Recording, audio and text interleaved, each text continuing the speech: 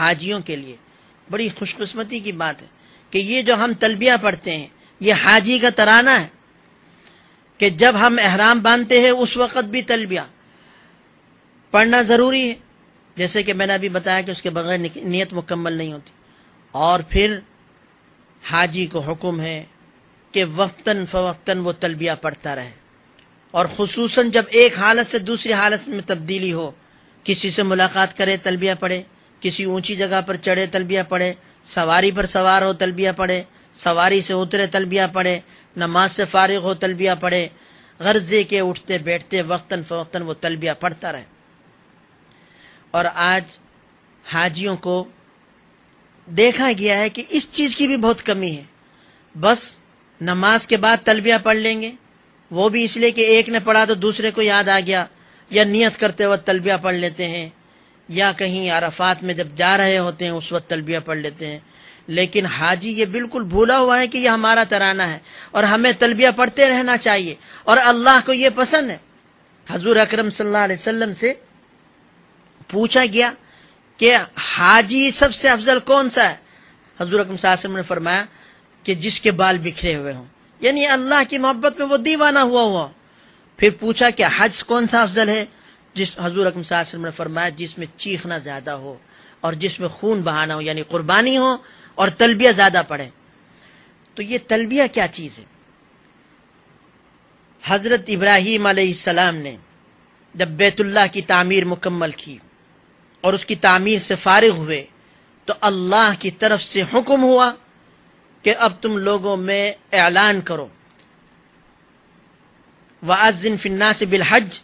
يَأْتُوكَ رِجَالًا وَعَلَىٰ كُلِّ ضَامِرٍ يَأْتِينَ مِنْ كُلِّ فَجٍّ عَمِيقٍ، کہ تم لوگوں میں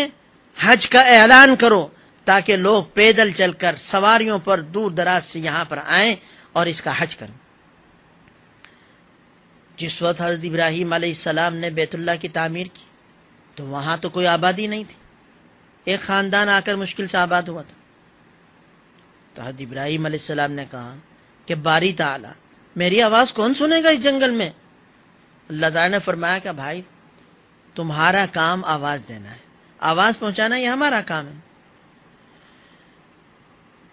تو ایک چٹان پر کھڑے ہو کر حضرت ابراہیم علیہ السلام نے یہ اعلان فرمایا کہ لوگوں، اللہ کے گھر کی تعمیر ہو چکی ہے اور تم اس کے حج کے لیے آؤ۔ تو اب جو حاجی وہاں پر جاتا ہے یہ در حقیقت حضرت ابراہیم علیہ السلام کے اس پکار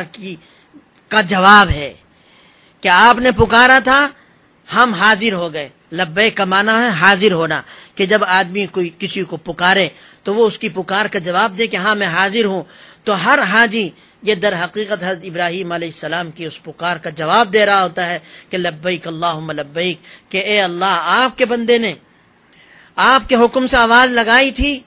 اور آپ نے وہ دنیا کے کونے کونے تک پہنچائی، تو ہم حاضر ہو گئے۔ اس پکار پر لبیک کہتے ہوئے، اس پکار کو قبول کرتے ہوئے، تو حاجی کو یہ کیفیت سامنے رکھنی چاہیے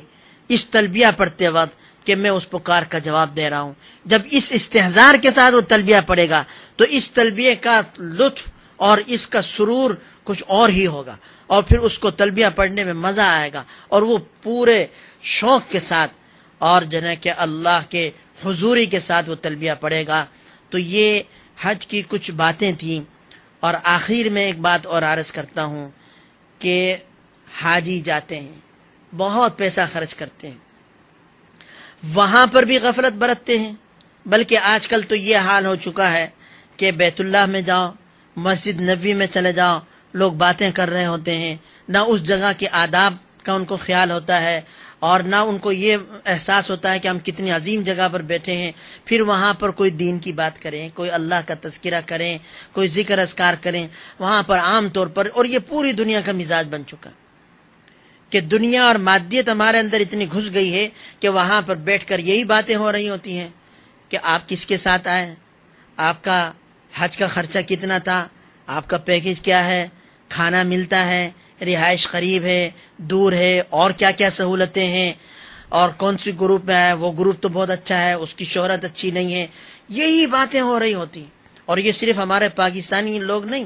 بلکہ دنیا سے آئے ہوئے لوگ سب کا یہ ایک طرح سے مزاج، جبکہ وہاں کے آداب کو ملحوظ رکھنا چاہیے۔ اور ان تمام چیزوں سے دنیا کو تو چھوڑ کر، جب ہم نے اپنا لباس چھوڑ دیا، اپنے بیوی بچوں کو چھوڑ دیا، اپنا شہر چھوڑ دیا، اپنا وطن چھوڑ دیا، پھر یہی انہی باتوں میں لگے ہوئے، تو مطلب تو یہ ہے کہ دنیا پھر ہمارے دل میں گھسی ہوئی ہے۔ وہاں اسی جگہ کا بس خیال ہونا چاہیے اور اسی کی عظمت دل میں ہونی چاہیے، اور آدمی کو ڈرتے بھی رہنا چاہیے اور دعا بھی کرتے رہنا چاہیے کہ اللہ تعالیٰ جب تک رکھے یہاں کی عظمت کے ساتھ۔ اور دوسرا، جب واپس آئیں تو واپس آ کر اپنے اعمال، ان کا اجر و ثواب اور اس حج کی ساری محنت کو ضائع نہ کریں کہ یہاں آ کر دکھاوے میں اور دوسری چیزوں میں پڑ گئے، یا وہاں کی برائیاں شروع کر دیں تو وہاں یہ ہو رہا تھا، فلاں شخص نے یہ کیا، سعودی حکومت یوں ہے۔ ان تمام چیزوں سے یہ غیبت کے زمرے میں آتے ہیں، حج کا اجر و ثواب ضائع ہو جاتا ہے۔